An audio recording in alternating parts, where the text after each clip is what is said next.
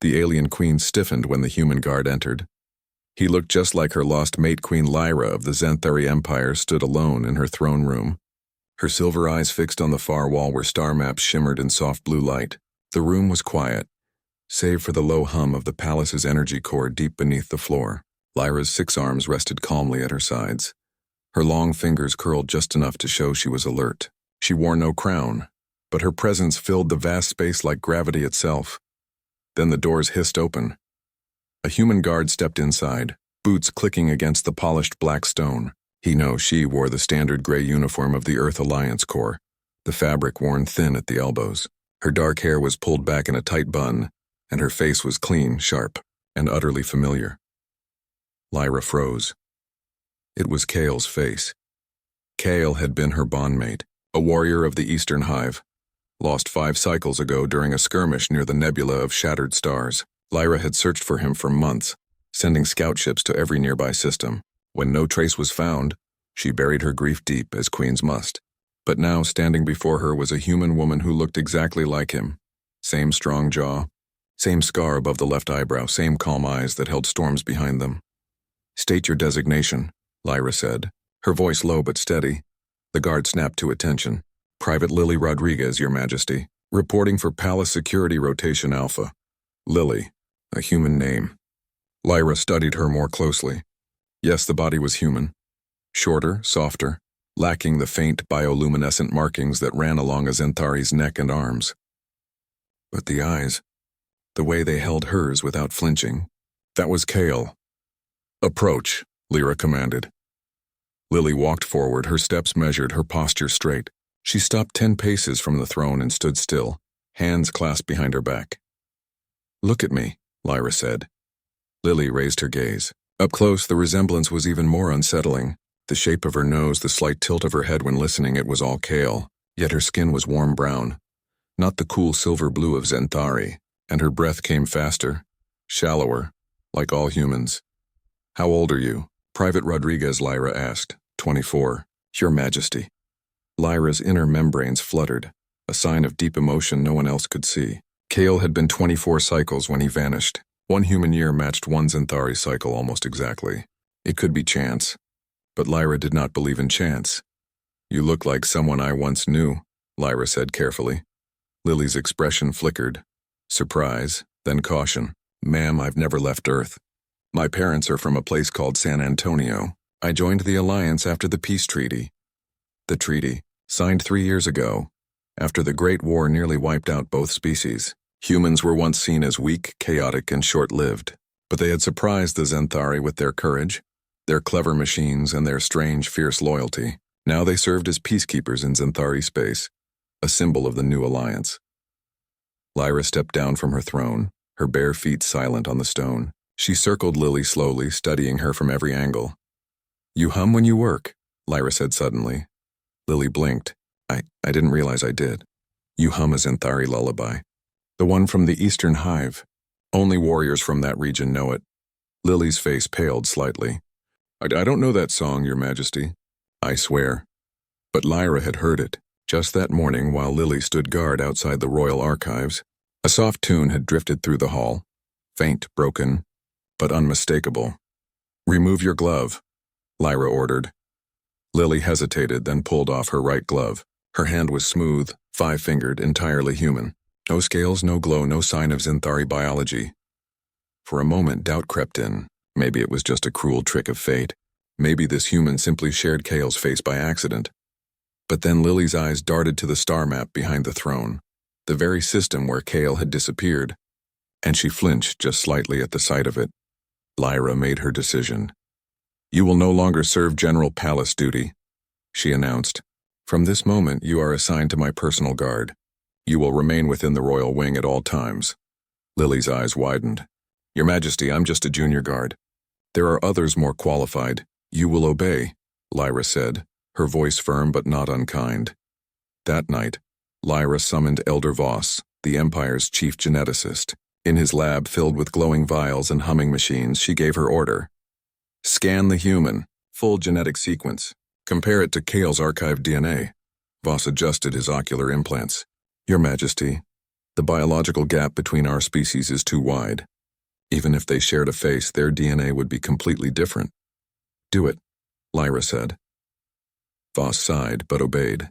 Hours passed. Lyra waited in the observation room, watching the data stream scroll across the walls. Finally, Voss entered, his face unreadable. Your Majesty, he began slowly. The results are impossible. He handed her a data slate.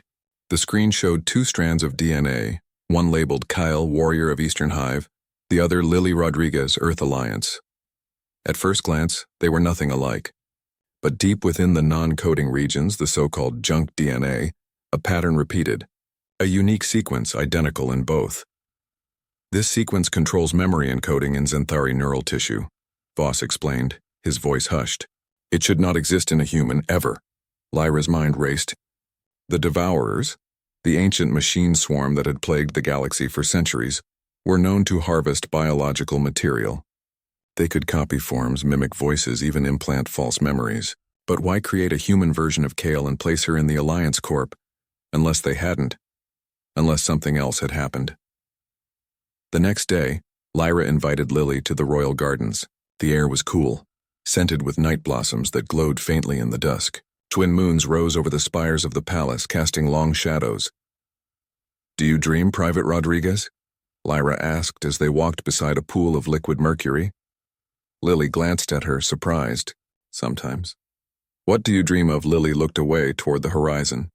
Red skies, tall towers made of crystal, and a voice calling me. But it calls me Kale. Lyra stopped walking. You remember that name? I shouldn't, Lily whispered. I've never heard it before coming here. But in my dreams it feels like home. Lyra reached out and gently touched Lily's temple with the tip of her longest finger, a gesture of deep trust among Xanthari. Lily did not pull away. The Devourers took Kale, Lyra said softly. They tried to break him, but his mind was too strong. So they placed his consciousness into a new body, a human one, hoping to erase who he was. But you survived. You remembered. Lily's breath trembled. Tears gathered in her eyes. Clear human tears. Then, who am I? You are Lily Rodriguez, Lyra said. And you are Kale. And you are mine. Before Lily could respond, alarms blared across the palace. Red lights flashed. Voss's voice crackled over the comms. Your Majesty, Devourer scouts detected at the outer rim. They're heading for the core. Lyra's eyes hardened. They had come for what they thought they owned. Come, she said, taking Lily's hand. It is time you remembered everything. Lyra pulled Lily through the palace corridors, their footsteps echoing against walls of polished obsidian. Alarms wailed overhead, casting pulsing red light across the hallways. Guards in Xanthari armor rushed past, weapons humming to life, but none stopped the queen. She moved with purpose, her 6 arms flowing like liquid shadow, her silver eyes fixed ahead. Lily struggled to keep up, her human legs shorter, her breath coming fast. Where are we going? She asked, voice tight with fear and something else, recognition like a half-remembered song. To the core chamber, Lyra said without slowing. The Devourers want what they lost. They will not have it. They reached a sealed door marked with ancient glyphs. Lyra placed her palm on the scanner. The door slid open with a hiss, revealing a circular room bathed in soft violet light. In the center floated a sphere of swirling energy, the neural nexus, a forbidden Xanthari artifact capable of merging 2 minds. This is dangerous, Lyra said, turning to Lily. Once we link your memories, Kale's memories will flood back. It may hurt. It may break you. Lily swallowed hard. She looked at her hands, then at Lyra's face. The face of someone who had loved Kale, mourned him, and now saw him in her. I have to know, she said. I can't live half awake anymore. Lyra nodded.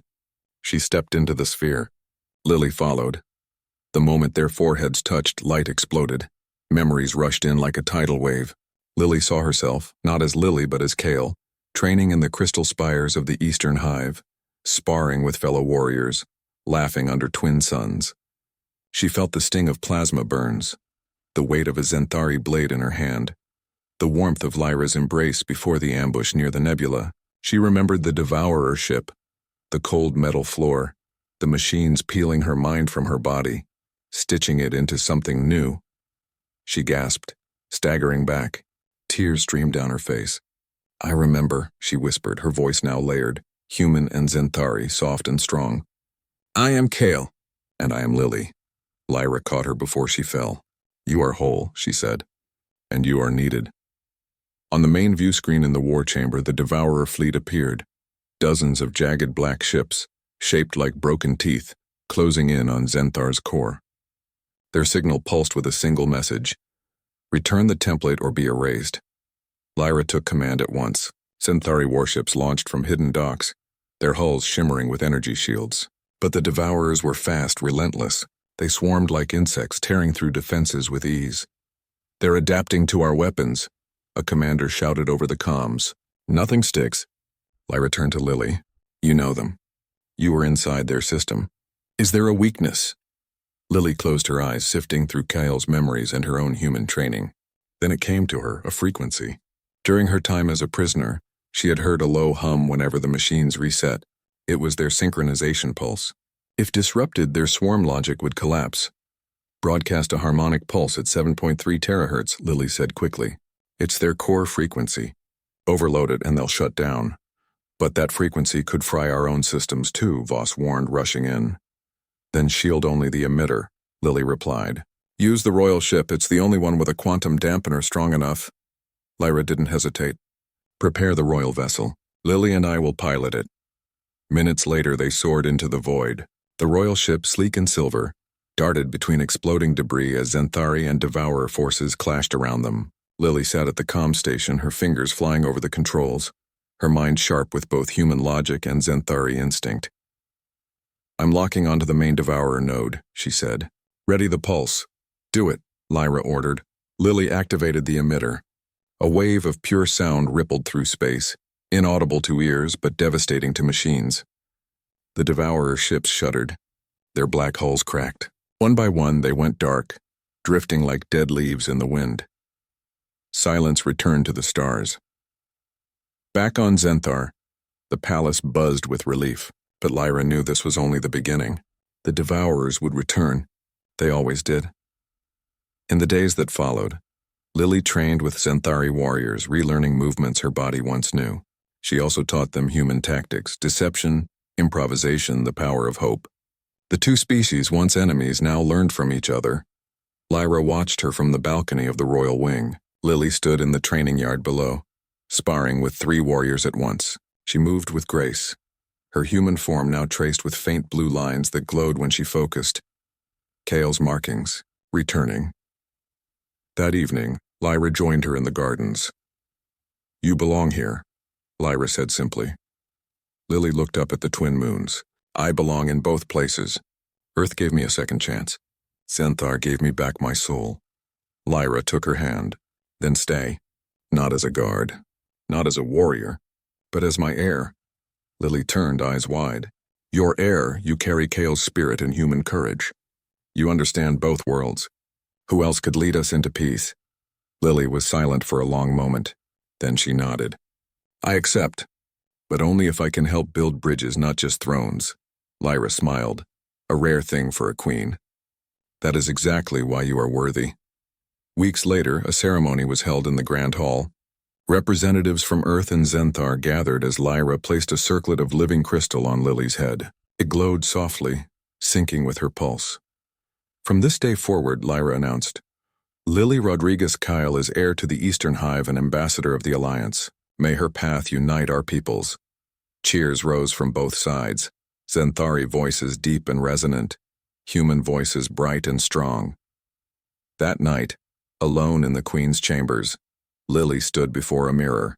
She saw not just a human woman, not just a Zenthari warrior, but something new. A fusion of 2 worlds, 2 lives, 2 loves. Lyra came up behind her, resting a hand on her shoulder. You are home, she said. Lily covered Lyra's hand with her own. I finally am. Outside, the stars burned steady, watching over a future no one had dared to imagine. Months passed, and Lily settled into her new role with quiet strength. She wore the circlet of the Eastern Hive not as a crown but as a promise, to both humans and Zenthari. Each morning she trained with warriors in the crystal yards, her movements growing smoother, her bioluminescent markings brighter. Each evening, She met with human diplomats translating not just words but trust. But peace was fragile. Rumors spread of devourer activity near the outer colonies. Not full fleets this time, just whispers, broken signals, vanished outposts. Lyra sent scouts, but they returned with nothing. No wreckage, no bodies, only silence. Then came the message. It arrived on a human frequency, coded in Old Alliance cipher. Lily recognized it at once. It was from Captain May Wilson, a friend from her days in the Corps. The message was short. They took the children. Heading for the Void Rift. Help us, Lily's blood ran cold. The Void Rift was a dead zone, a tear in space where even Xanthari ships feared to go. If the Devourers were hiding there, they were planning something worse than war. She brought the message to Lyra at once. The Queen stood by the star map, her arms folded, her face unreadable. They want us to follow, Lyra said. It is a trap. Maybe, Lily replied. But those are human children, and if the Devourers are using them as bait, they've changed. They never cared about hostages before. Exactly, Lyra said, which means they've learned. From us. A heavy silence fell between them. The Devourers had always been mindless machines, efficient, cruel, but predictable. Now they were thinking, adapting, using emotion as a weapon.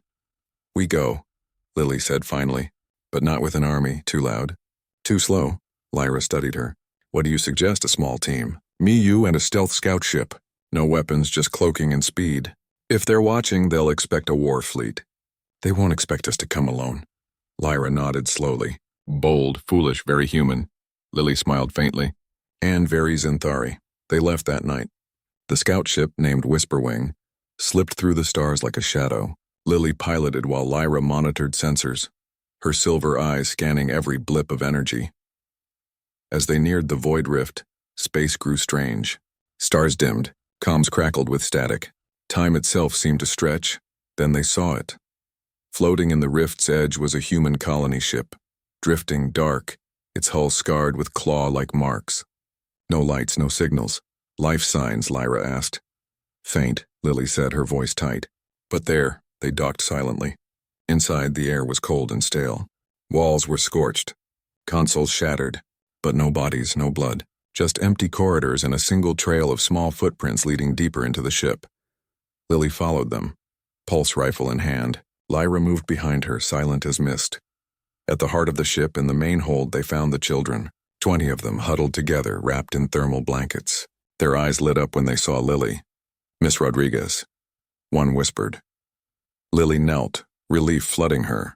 You're safe now. But Lyra's gaze was fixed on the far wall.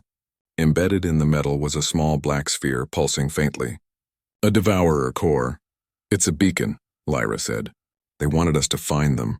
Before Lily could react, the sphere exploded, not with fire, but with light. A wave of data surged through the ship, locking onto Lily's neural signature. Pain ripped through her skull. Memories twisted. She saw Kale's death again. But this time it was different. Kale hadn't been captured. He had surrendered. Willingly. To protect Lyra. And the Devourers hadn't just copied his mind. They had kept it. A voice echoed in her head. Not mechanical, but warm, familiar. Lily or Kale. Whichever you are now. Come home. It was Kale's voice, but not a memory. Real. Alive. Lyra grabbed her arm. Don't listen. It's a trick. What if it's not, Lily whispered. She turned to the children. Stay here. Lock the door. No matter what you hear, do not open it. Then she looked at Lyra. I have to know. Lyra's eyes filled with fear, but also understanding. Then I go with you. They followed the signal deeper into the rift, to a place where space folded in on itself. There, hidden in the distortion, hung a devourer vessel, but unlike any before.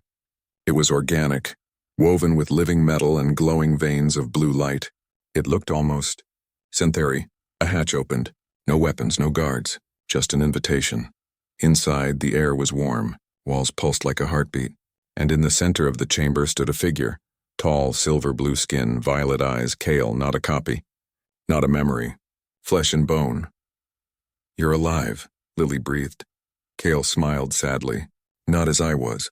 The Devourers offered me a choice, die or become something new. I chose to live, so I could wait for you. Lyra stepped forward, her voice sharp. You betrayed your hive. Your queen, I saved her, Kyle said softly. They were going to destroy Xanthar. I gave them my mind to stop it. But they grew curious. They saw how love made us strong, so they began to change. Lily's mind reeled. The children, they're not hostages. They're part of it, aren't they? Kale nodded. The Devourers want to understand us, not to destroy but to become. They took the children to study compassion. They returned them unharmed because they learned it matters. Lyra was silent for a long moment. Then she asked, "What do you want now?" "Peace," Kale said.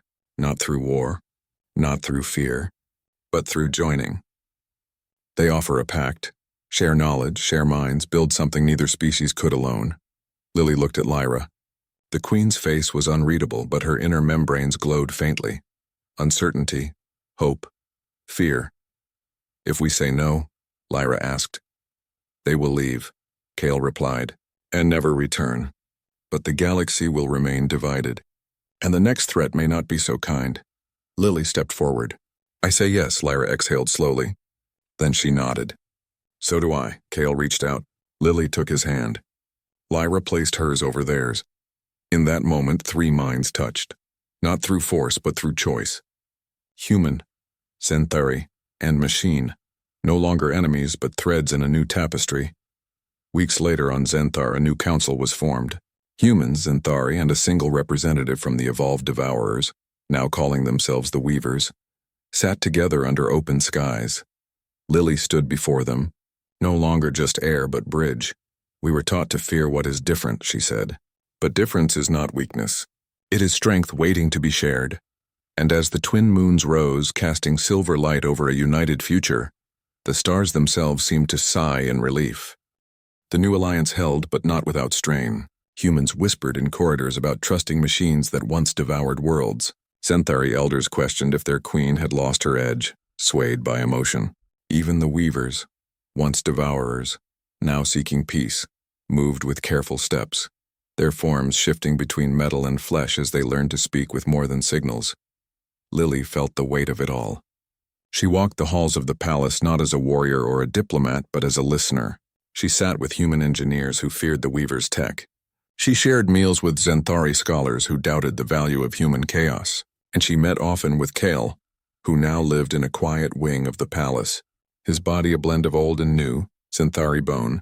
Human blood, Weaver thought, one evening. As twin suns dipped below the spires, Lyra found Lily on the skybridge overlooking the city. "You carry too much," Lyra said, standing beside her. Lily sighed. "Someone has to. If I don't hold the pieces together, they'll fall apart." "You are not alone," Lyra reminded her. Before Lily could reply, an alarm pulsed. Not loud, but urgent.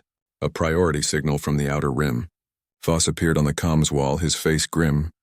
"Your Majesty, Air Lily, we've lost contact with Outpost Theta, but not to attack." The entire station vanished.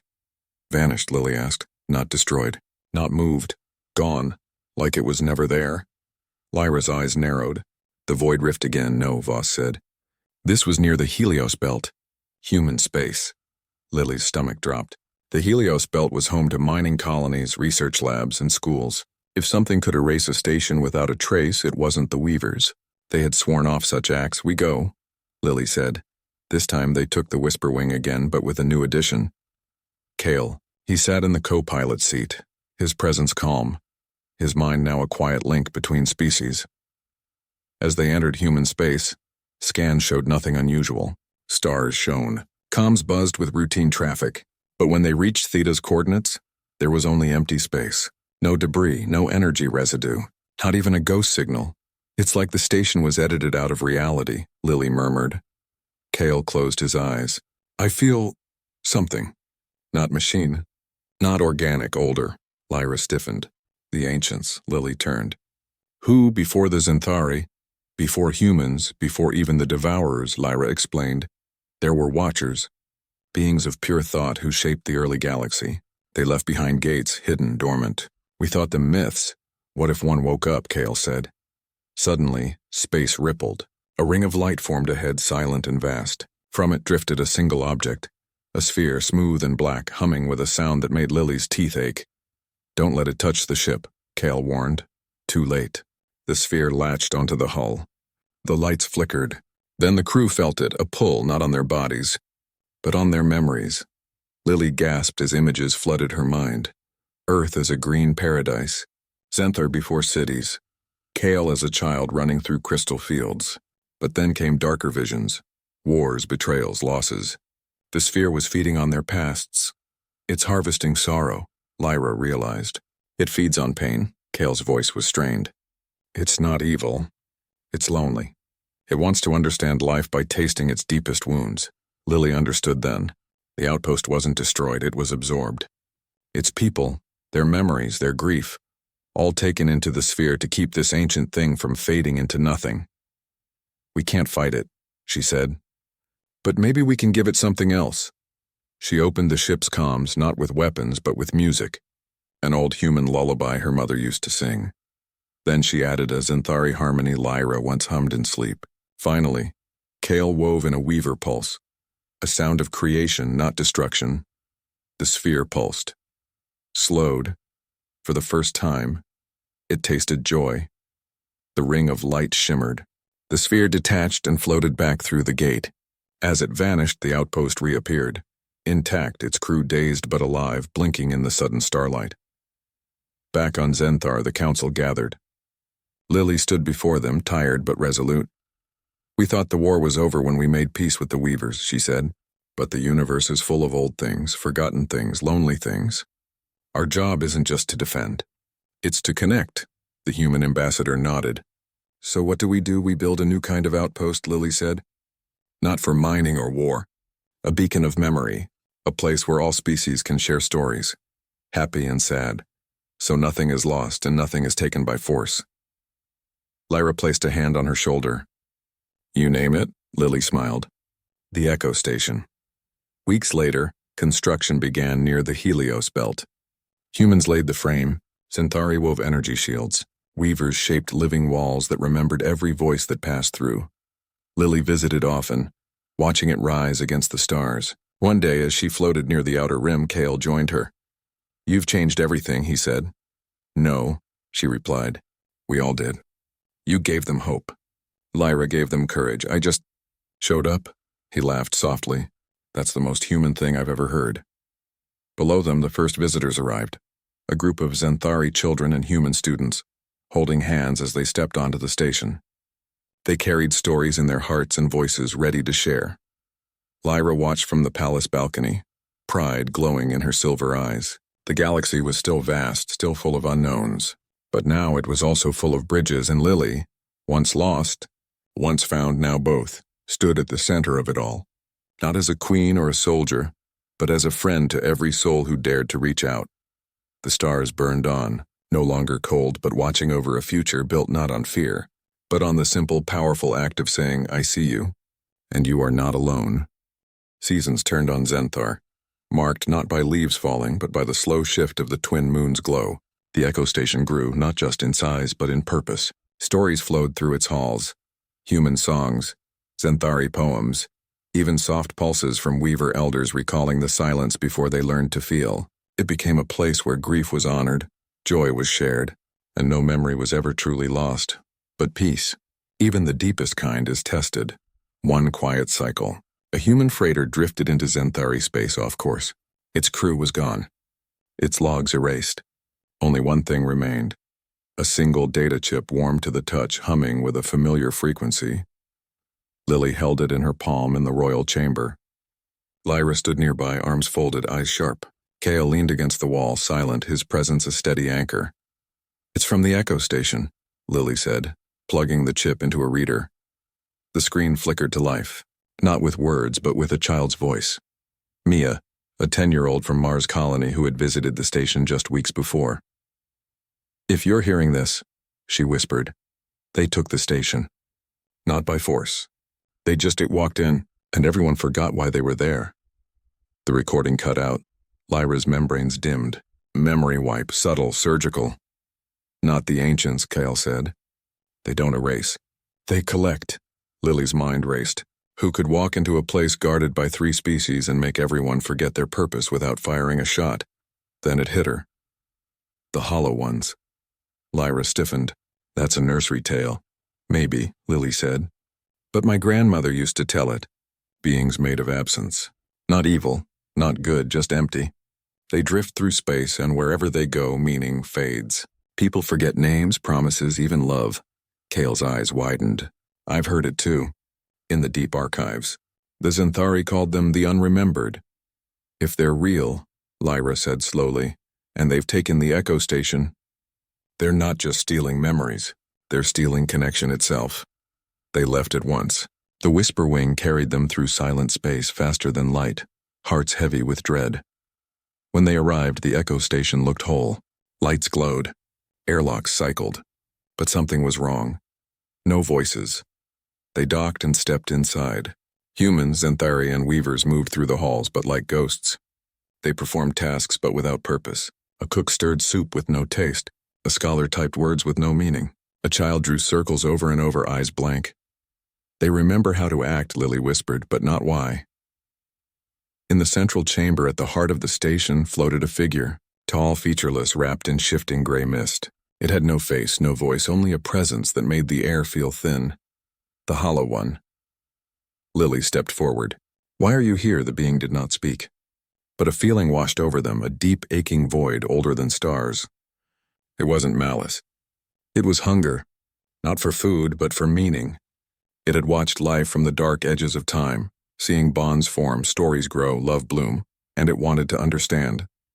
But it had no self to hold those things, so it took them, hoping to fill its emptiness. And in doing so, it left others empty too. Lyra raised her hand, ready to fight, but Lily stopped her. Violence won't work, she said. It doesn't hate us. It just doesn't know how to belong. She walked closer, alone. You want to feel, she said softly, so feel with us. Not by taking, by sharing. She reached into her pocket and pulled out a small object, a smooth stone from Earth given to her by her mother. This is nothing, she said. Just a rock, but to me it's home. She placed it on the floor before the Hollow One. Then Kale stepped forward. He removed a scale from his wrist, a Xanthari rite of passage. This is pain, he said, but also pride. He placed it beside the stone. Lyra followed. From her belt she took a thread of living crystal, glowing faintly. This is loyalty, she said, and love. She added it to the small pile. One by one others came. A human engineer left a broken gear. A Xanthari child left a woven flower. A weaver left a pulse of light. The Hollow One hovered over the offerings. Slowly the mist around it thinned. For the first time it had something to hold. Not stolen, but given. A soft sound emerged. Not a voice, but a sigh of relief. The station's people blinked. Color returned to their eyes. Mia ran to Lily, tears streaming. I remembered you, she cried. The Hollow One began to fade, not vanishing, but changing. Its form grew softer, warmer. It didn't leave. It stayed, drifting gently through the halls, no longer taking, but listening. Learning. Back on Xanthar, the council met again. We cannot guard against emptiness with walls, Lily said, only with generosity. So they made a new rule. Every visitor to the Echo Station must bring one small thing that means something to them. A button, a song, a word, and leave it in the heart chamber. Not as sacrifice, but as gift. Over time, the Hollow One, now called the Listener, became part of the station's soul. It helped those overwhelmed by grief find peace. It reminded the forgetful of their names. And sometimes, in the quiet hours, it hummed a tune made of all the things it had been given. Lyra watched Lily one evening as she stood on the palace balcony, looking up at the stars. You keep saving us, Lyra said. Lily shook her head. I don't save anyone. I just remind them they're worth saving. Kale joined them, his hand finding Lily's. That's the rarest kind of strength. Below, the city of Xanthar glowed, alive with voices from many worlds. Above, the twin moons cast their silver light over a future no longer built on survival, but on the quiet daily choice to care. And in the distance, near the Helios belt, the Echo Station pulsed gently, a beacon not of power, but of presence. For in a universe full of wonders and terrors, the most powerful act remained the same, to say, I am here, and so are you.